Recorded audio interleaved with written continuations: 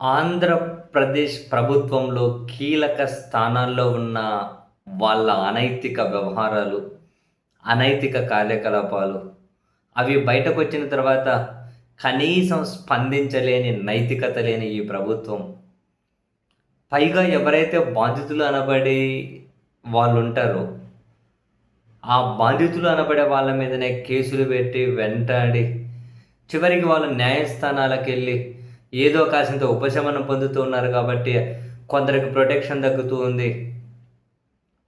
మరికొందరు అటువంటి వాళ్ళని జైలుకు పంపిస్తూ ఉన్నారు.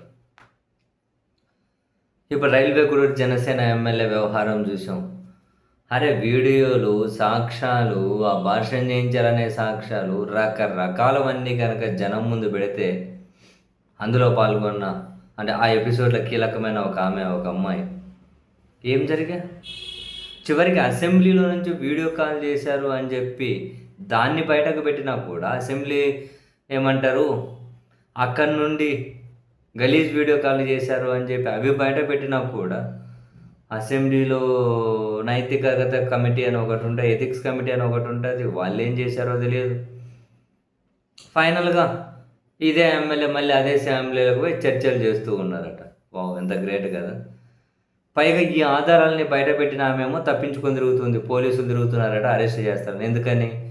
ఆ ఎమ్మెల్యే వాళ్ళు ఈమె మీద కేసు పెట్టారట. చివరికి ఆమె హైకోర్టుకి వెళ్తే ముందస్తు బెయిల్ ఇచ్చారు ఆమెకు. అది breaking news. Janasena railway Koduru MLA ఏమంటారు బాధితురాలకి హైకోర్టులో భారీ ఊరట అనే బ్రేకింగ్లు న్యూస్లు చూస్తే ఏం ఊరటబ్బా, ఎమ్మెల్యే మీద ఏమైనా విచారణ, ఎమ్మెల్యే మీద ఏమైనా కేసులు, ఇంకేమైనా జరిగిందా ఏంది అని చూస్తే ఆ అమ్మాయిని అరెస్ట్ చేయనీయకుండా ముందస్తు బెయిల్ ఇచ్చారట. వావ్, ఎవరి మీద విచారణ జరగాలి, ఎవరిని అరెస్ట్ చేయాలి, ఎవరి మీద విచారణ చేస్తున్నారు, ఎవరు అరెస్ట్ నుంచి ప్రొటెక్షన్ తెచ్చుకుంటూ ఉన్నారు. అసలు ఇదంతా ఒక అయితే ఈ పాలకులు అనబడే వాళ్ళు నీతులు మాట్లాడతారు చూడండి మాస్టరు.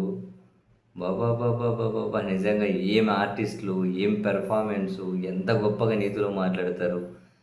ఈ 22 నెలల పరిపాలనా కాలంలో ఒక్కరికంటే ఒకరికి వీళ్ళు న్యాయం చేశారా? ఒక్కసారైనా నైతికంగా వ్యవహరించారా? ఒక్కసారైనా కనుక నైతికంగా వ్యవహరించారా? అరే అసలు నిజంగానే ఎంత అద్భుతమైన నాయకత్వం, ఎంత అద్భుతమైన పాలకపక్షం. ఏ వ్యవహారంలో కూడా సెన్సిటివ్గా లేదు, ఏ వ్యవహారంలో కూడా నైతికంగా లేదు. ఎక్కడా కూడా రాష్ట్రం శాంతిగా అనిపించట్లేదు. మొత్తం అశాంతి, మొత్తం రాష్ట్రంలో ఫ్రస్ట్రేషను, కక్షలు, కార్పణ్యాలు, ఈ చెత్త పనులు.